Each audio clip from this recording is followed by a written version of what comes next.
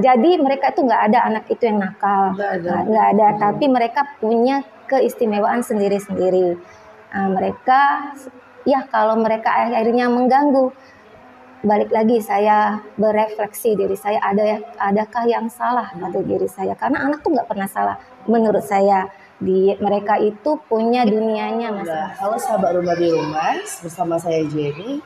Kali ini kita akan kembali mewawancarai eksklusif sayembara guru SD favorit sekota Palembang tahun 2023-2024. Yang kali ini kita akan wawancara langsung dengan Ibu Riana Napiwiyanti, SPD, yang merupakan salah satu perwakilan dari SD Negeri 185 Kota Palembang.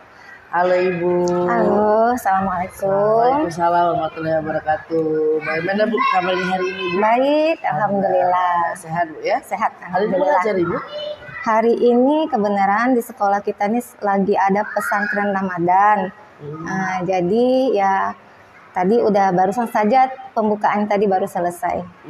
Jadi ada kegiatan ini Bu ya, apa namanya, pesantren kilat. Pesantren kilat. 3 hari. Pesantren ekspres Bu ya. Ekspres. Oh iya Ibu Riana panggilannya. Ya, Ibu Ana panggilannya. Ibu Ana di sini wali kelas Bu. Oh, saya di SD Negeri 185 ini wali kelas 6A. Selain itu saya juga menjabat sebagai wakil kepala sekolah bidang kurikulum. Oh, jadi Ibu juga menjabat sebagai wakil kepala sekolah ya, bidang kurikulum ya. Oh iya Ibu Ana. Tentu sudah lama Bu mengajar. Ya, sudah lumayan. Ada lama, mungkin kalau dari awal dari mulai saya honor sudah 20 tahun. 20 tahun. Itu kurang lebih seumuran saya Bu ya. Iya. Saya 21 tahun. Nah itu 2021. Baru sudah ngajar saya baru setahun. Oh iya Ibu Ana. Kalau boleh tahu bagaimana Bu perjalanannya sejauh ini? Dimulai dari honor sampai pengangkatan sampai di hari ini. Boleh Ibu. Pertama itu saya itu kuliahnya itu bukan guru. Oh, bukan guru. Iya. Cita-cita saya itu dari kecil bukan guru sebenarnya. Tapi lingkungan saya itu guru. Ayah saya guru, ibu saya guru, banyak keluarga juga guru, tante gitu kan guru. Jadi itu profesi yang tidak asing buat saya, guru itu. Tapi waktu masih kecil itu belum ada keinginan untuk jadi guru, malah saya itu pengennya itu kerjanya itu kayak di bidang pertanian. Nah, maka itu kayak kuliah di pertanian Unsri. Saya itu angkatan pertama Unsri pindah Indralaya. Oh, iya. Nah, itu singkat cerita begitu lulus saya itu kan daftar di perkebunan, bahkan saya sudah daftar kerja ke Korea, ke luar negeri gitu. Begitu lulus kuliah. Tapi kemudian ayah saya itu sakit, kena stroke, lumpuh, nggak bisa lagi gerak, lumpuh gitu Bu ya. Nah itu menyebabkan saya itu berat untuk pergi meninggalkan keluarga. Dan kebenaran saya itu kan anak perempuan satu-satunya dan anak ketua di keluarga saya. Nah karena itu saya cari kerja itu ya di sekitar Palembang juga. Dan itu ternyata cukup berat karena di perusahaan saya itu dulu kayak kerja itu pulangnya itu kebanyakan lembur gitu Bu ya, namanya swasta kan di perusahaan. Nah setelah itu ibu saya itu bilang sama saya, coba kamu ngelamar jadi guru honorer di sekolah ibu, karena ibu saya dulu kerja di sini jadi guru di sekolah ini. Karena waktu itu ada pelajaran bahasa Inggris muatan lokal dan kebenaran saat itu belum ada gurunya. Guru bahasa Inggris. Guru bahasa Inggris. Nah itu berawal mulanya dari situ saya mengajar. Niat awalnya hanya membantu karena kantor saya dulu itu masuknya itu jam 9. Nah masih ada waktu lah pagi itu saya bantu di sekolah ini. Gak ada niat sama sekali untuk honor mau cari entah nanti masuk dalam dapodik atau nggak ada, sama sekali nggak ada niat. Niat awalnya tuh membantu karena saya kebenaran alumni sekolah ini SD-nya. Wah dibutuhkan gitu dengan keinginan untuk membantu. Dan karena sekolah ini membutuhkan dan sebagai alumni juga sekolah ini, saya berkeinginan membantu tanpa ada niat apapun. Nah kemudian karena saya tuh nggak ada basic guru, tidak ada, jadi saya ikut kuliah di UT karena saya juga kerja kan, ikut mengambil akta 4, akta untuk mengajar. Nah karena sudah ada ijazah itu, sama sekali saya nggak pernah ikut kuliah, tapi saya belajar modul-modulnya secara online, kemudian ikut ujian dan lulus. Dan kemudian setelah itu kan masih berkelanjutan lama itu. Parah ayah saya parah, masuk rumah sakit lagi dan tidak ada yang menjaga, tidak ada, karena ibu kan nggak bisa meninggalkan ini. Akhirnya saya keluar dari pekerjaan saya, saya full time mengajar honorer, dan karena itu lama kelamaan saya menimbulkan rasa cinta dalam diri saya. Dan selagi itu berlangsung, ibu saya itu pernah ikut lomba guru favorit tingkat SD. Diadakan salah satu koran swasta di Sumatera Selatan waktu itu dan menang. Dan itu memotivasi saya karena ibu saya itu gimana ya, sibuk. Dulu juga ibu saya itu bendahara juga, wakil kepala sekolah juga di SD ini. Jadi sangat-sangat sibuk, tapi dengan kesibukannya itu dia itu tidak lantas menelantarkan keluarganya. Semuanya terhandle dengan baik. Anak-anaknya, adik-adik saya juga kuliah dan kerja. Adik saya tuh yang pertama di luar negeri, di pengeboran minyak. Kemudian yang kedua jadi PNS di Jakarta, Departemen Ekonomi, dinas perpajak ya. Nah, di antara kami bertiga ini, kami kuliah itu beasiswa semua. Karena ya orang tua guru, zaman itu belum ada sertifikasi. Ya guru berapa sih gajinya zaman itu ya, dengan keluarga, menanggung banyak keluarga. Karena ibu saya itu anak, ya bisa dibilang anak ketua, ayah saya juga anak ketua, menanggung keluarganya juga. Dan kami ya anak-anaknya ya diharapkan ya tahu diri lah gitu kan, jadi tidak merepotkan. Berusaha sendiri-sendiri kami cari beasiswa biar bisa kuliah, bisa membantu perekonomian keluarga. Seperti itu awalnya. Kemudian singkat cerita, saya karena tidak punya ijazah pendidikan, saya kuliah lagi di UT juga, ambil S1 sarjana pendidikan sambil juga ini. Nah setelah lulus ternyata ada nasib baik, saya ikutan tes dan diterima jadi PNS di tahun 2014. 2014. Iya. PNS. Berarti ikut CPNS waktu itu. Iya, ikut CPNS 2014. Berarti Ibu Ana mulai honorer di tahun berapa? Bu? Tahun itu 2003. 2003. Nah, saat itu Bu, saya masih 2 tahun. Iya, 2003. Ibu sudah berjuang waktu itu itu sebenarnya itu tadi sambil kerja di kantor kan. Awal mulanya tuh nggak full, awalnya 2003 tuh belum full. Freelance ya kalau di zaman sekarang Bu. Iya, karena niat awal membantu menolong, karena tidak ada guru yang pada saat itu bisa bahasa Inggris kan. Ya, dan itu agak kesulitan pertama mengajar langsung mata pelajaran yang tidak umum gitu, dan anak kecil gitu kan. Saya waktu kelas 1 sampai kelas 6, kelas 1 yang baru belajar huruf tiba-tiba belajar bahasa Inggris gitu kan. Nah, itu agak sulit kan. Awal mulai dulu waktu hari pertama mengajar anak kelas 1 tuh nangis. Nggak bisa. Kenapa? One dibacanya one gitu kan, bingung ngajarinya kan. Jadi sebenarnya perjalanannya panjang sampai sekarang ini. Sampai hari ini tentunya. Ya. Berarti Ibu Ana kuliahnya itu 1,5 tahun Bu, atau benar, dari nol lagi? Enggak, 1,5 tahun. Kebenaran sudah ada akta 4 kan dulu, jadi bisa. Pada zaman itu Bu ya. Di era tahun 2010 berarti Bu. 2000 ya. Sebenarnya saya bisa mengajar dengan akta 4 itu, mengajar tapi bukan di SD, di SMP atau di SMA. Nah, tapi kebenaran karena saya itu mau bantunya di SD sini, karena tadi ada keterikatan emosional dengan sekolah ini, saya maunya di sini. Karena sebab itulah saya kuliah lagi untuk mengambil PGSD sehingga bisa mengajar di SD. Wah, Ibu. Oke, Ibu Ana, pasti di dalam perjalanan yang tidak mudah itu juga bertemu dengan siswa-siswa yang beragam, Bu. Benar, Dari sejak tahun 2003 sampai dengan 2024, benar, ya. pasti ada siswa yang dengan berbagai macam karakter. Mm-mm.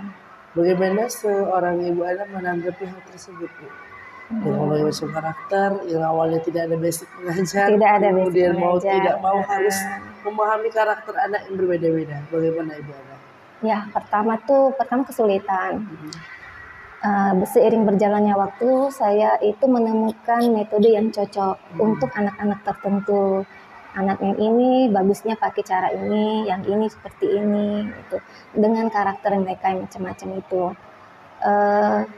Karena tadi tidak punya basic mengajar, kan agak kurang dalam pedagogiknya ya, cara menghadapi anak. Secara ilmu bisa, nggak ada yang susah dengan pelajaran SD secara ilmu, tapi secara pedagogik, cara menghadapi anak dengan tingkat usia seperti itu kan agak berbeda.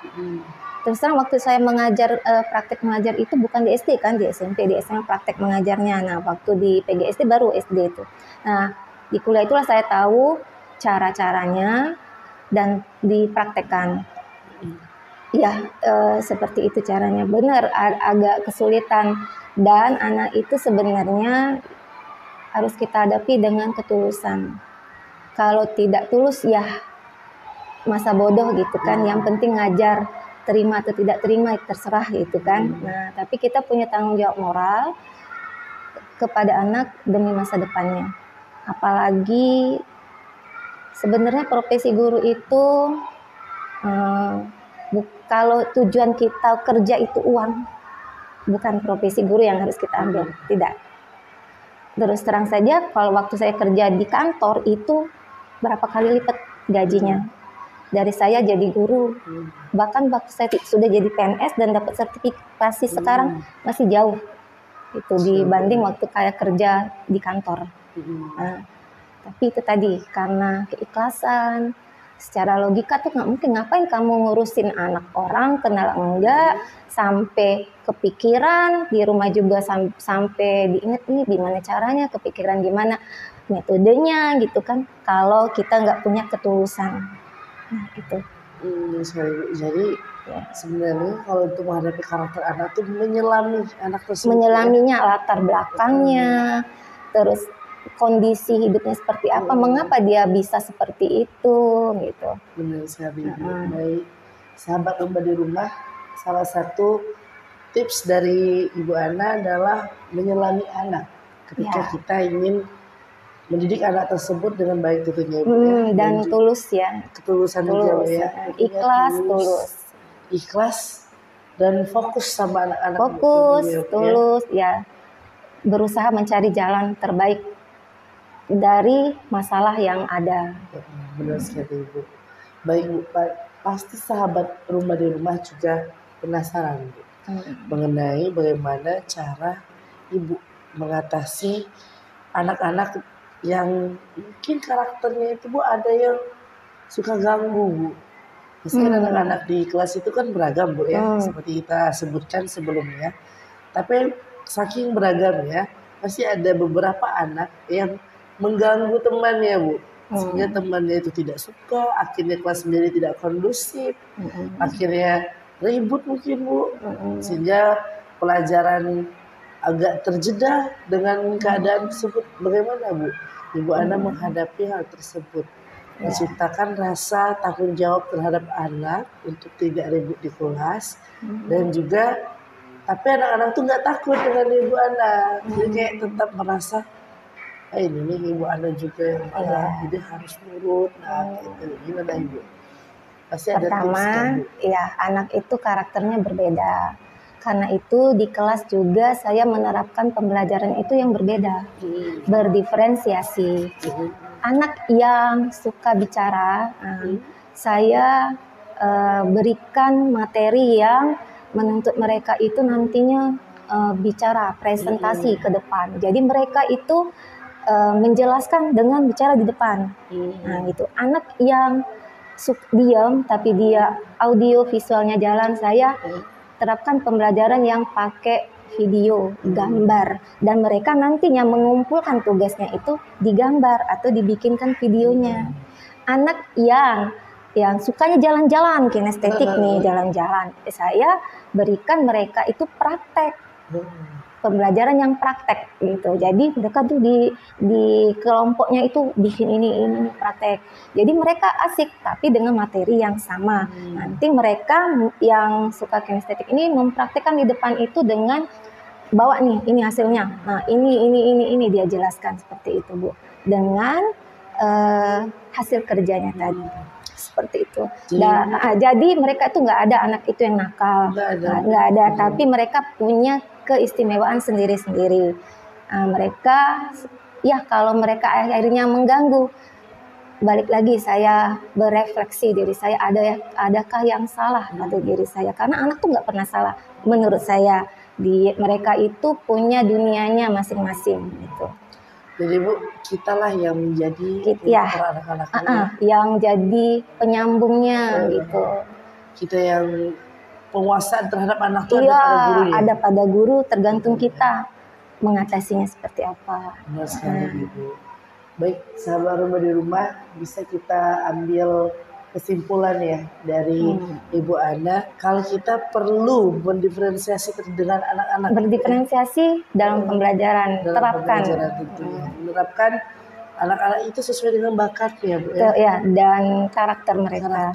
Memang itu sulit awal-awalnya karena kita jadi berpikir dan kerja kita lebih berat karena menyiapkan jenis materi yang berbeda untuk berbagai karakter seperti itu. Tapi Bu, dampak kedepannya tuh baik Bu, untuk anak-anak. Iya. Karena mengingat anak-anak kita kan Bu punya keistimewaannya masing-masing. Benar. Kalau peribahasa, jangan memaksakan untuk manjat pohon. Iya. Jangan memaksa kucing untuk berenang. Jadi sesuai dengan kemampuannya. Saya juga nggak memaksa anak untuk pintar gitu. Biarlah mereka memiliki keistimewaan. Misalnya mereka tidak bisa matematika, tapi mereka juara sepak bola misalnya, itu nggak apa-apa dengan bakatnya masing-masing. Jangan dipaksakan. Ibu, kan di setiap tahun itu Bu memiliki perbedaan kurikulum. Ya. Tentu perbedaan media belajar dan juga pola ajar pasti mempengaruhi. Pasti mempengaruhi. 2003, berarti era KTSP Bu ya. KTSP, benar. Udah ngalami terus K13. Kurikulum mereka sekarang ya. Kalau Jenny waktu itu sekolah KTSP. Kami tahun 2007. Oh ya. Kalau saya tuh dari CBSA kalau nggak salah. CBSA. CBSA ke KTSP. Ya. Nah Bu, di perbedaan kurikulum itu Bu, mekanismenya Bu berubah. Otomatis menuntut guru untuk selalu berinovasi. Benar. Bagaimana seorang Ibu Riana menanggapi hal tersebut? Bagaimana Ibu bekerja keras, belajar, memahami kurikulum yang berbeda-beda, tetap memberikan ilmu yang baik untuk anak-anak Bu. Jadi walaupun kurikulumnya beda-beda, anak-anak itu nggak kerasa. Tetap memberikan pembelajaran yang terbaik untuk anak-anak.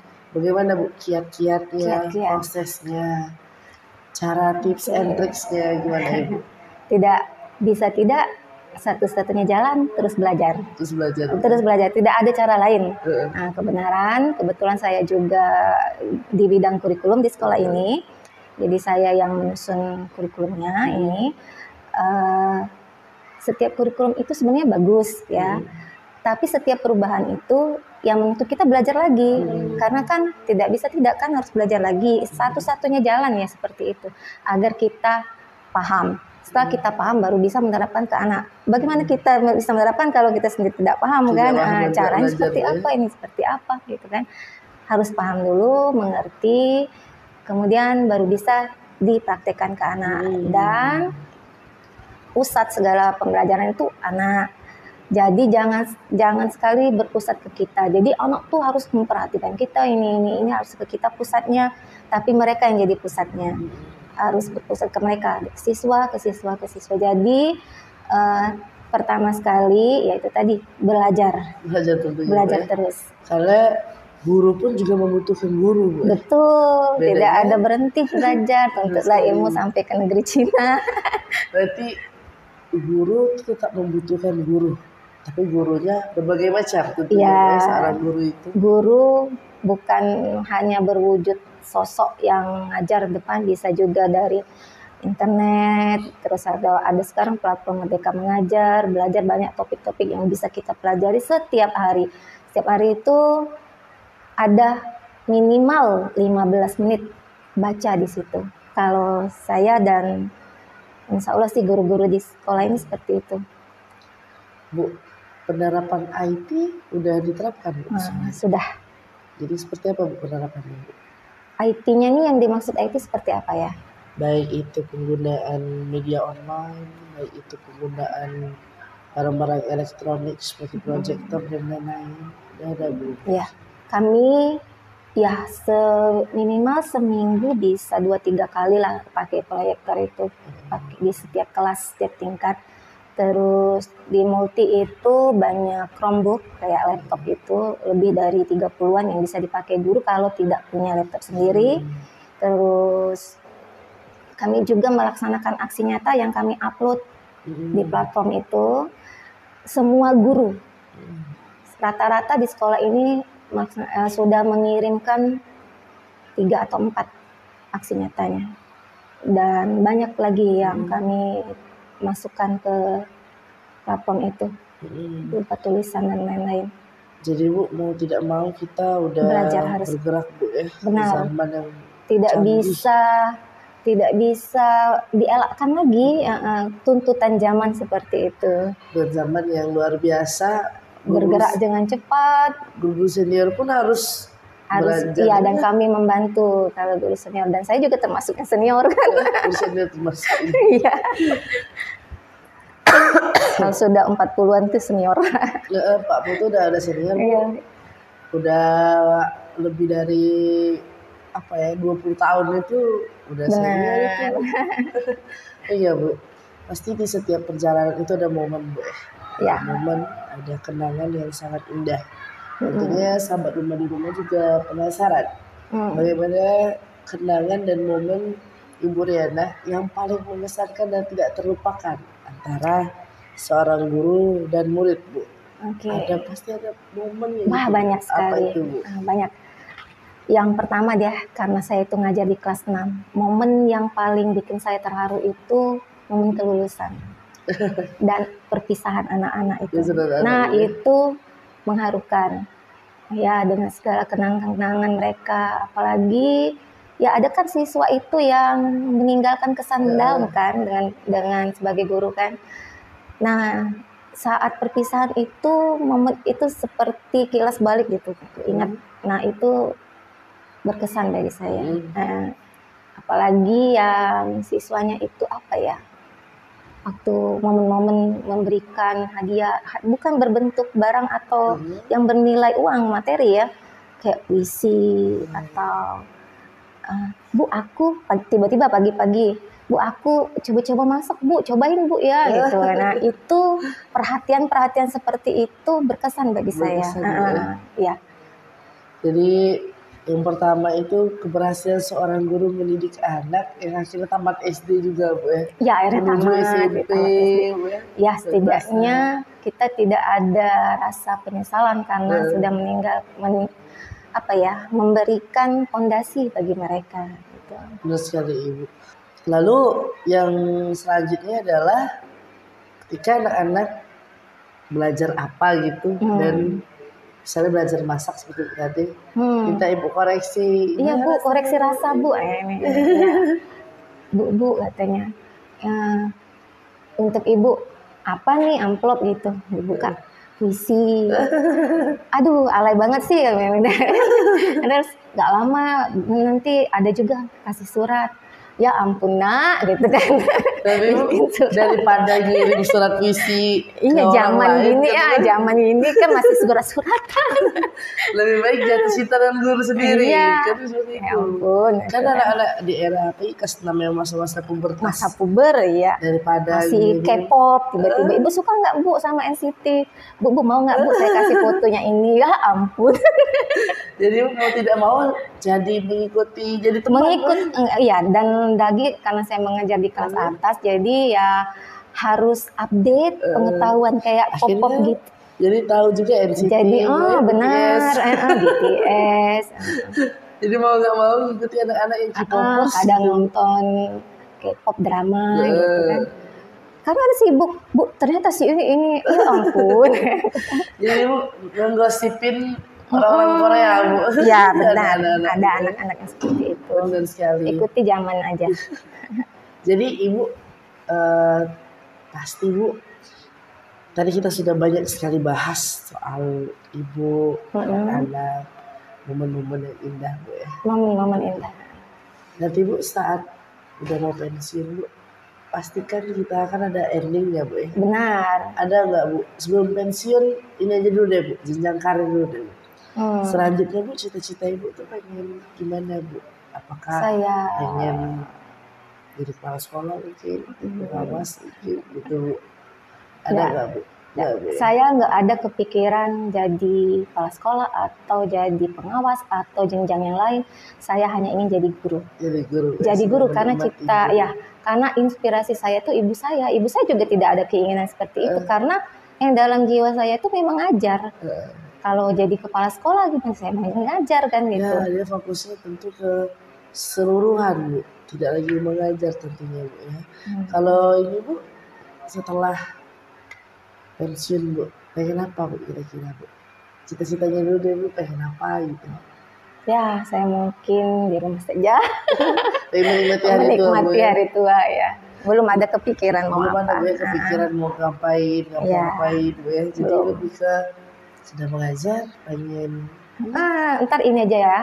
Kan setelah ini saya nanti ada pulang misalnya setelah ini pulang masih kepikiran besok apa gitu. Tentang anak-anak lagi, tentang sekolah lagi, dipikirin lagi walaupun sudah di rumah tapi tetap kepikiran anak-anak usi ini tadi. Kasihan banget dimarahin orang tuanya terus nggak sempat ini. Nah, masih kepikiran kan itu Bu ya, gitu. seorang perempuan ya, lebih kepikiran. Apalagi Kepikiran seorang tapi guru. ya terutama karena kita seorang guru ngerasa itu anak kita juga walaupun ya nggak kenal orang tuanya siapa nggak tahu gitu. Ya Bu, saat ini kan tentu udah waktunya di era saya itu berjuang Bu, karena udah beranjak 22 tahun. Tentu kami ini lagi memperjuangkan cita-cita kami Bu. Tapi Bu, bedanya dengan zaman Ibu dan zaman kami ini Bu, biasanya mental anak-anaknya itu Bu Gen Z. agak Gen Z ya, Iya. Ibu tahu kan Bu gimana? Kadang lebih banyak mengeluhnya, kadang lebih banyak ya mungkin dari senior-senior tuh menganggap anak-anak Manja. ini manja. Iya. Tapi tentunya setiap anak tuh bisa untuk terus mengembangkan dirinya Bu. Terutama seperti kami kaula muda ini, bagaimana Bu motivasinya Bu untuk kami agar bermental itu tuh kuat, terus semangat untuk mencapai cita-citanya. Ingat Ibu saja udah dari tahun 2003 loh, sampai 2014. Bukan waktu yang sebentar untuk Kan berjuang seperti itu Bu. benar sih. Boleh Ibu motivasi Berhasil kan berhasil itu kan jika kita bisa bangkit dari kegagalan. Itu namanya berhasil. Iya. Kalau yang nggak pernah gagal terus aja sukses terus belum berhasil sih itu menurut saya sih. Ya sukses itu kalau sudah bangkit dari kegagalan. Nah itu jadi ya gagal biasa saja, hadapin saja dan berusaha bangkit. Belajar dari para penemu itu kan dia nggak langsung berhasil kan menemukan 99 kali gagal, yang ke-100 baru berhasil. Coba kalau dia sudah yang percobaan ke-50 baru sudah nyerah kan nggak mungkin jadi berhasil. Coba terus sampai berhasil. Yang cara ini salah, pakai cara yang lain selama itu positif, halal. Nah, kenapa tidak? Iya. Jadi sahabat rumah di rumah, tentunya pesan dari Ibu Ana adalah keberhasilan itu Jika bisa bangkit dari kegagalan. dari kegagalan. Dan tentunya kalau kita mau sukses harus siap Bu ya. Siap. Hadapi setiap Siap, kegagalan. Bu, baik ya. gagal ataupun sukses. Berarti kegagalan itu adalah kesuksesan yang tertunda. Iya. Sementara tentunya. Bu, Sementara. ya. Baik, sahabat rumah di rumah, cukup banyak sekali motivasi dan inspirasi dari Ibu Riana. Ya. Dan tentunya membuat kita untuk memiliki pemikiran yang terbuka. Untuk terus semangat mencapai cita-cita. Karena senior pun udah ini perjuangannya sampai hari ini masih Sampai hari berjuang. ini Bu, ya. dari gajinya 3 bulan sekali. 3 bulan sekali sampai sekarang 2-3 kali lipat Bu ya. Amin. Baik. Panjang prosesnya. Prosesnya tidak mudah tentunya, Bu, Iya. ya. Untuk Dan mencapai jangan berharap kesuksesan. materi dari profesi ini. Benar sekali. Baik teman-teman yang sahabat rumah di rumah, semangat untuk terus mencapai cita-citanya.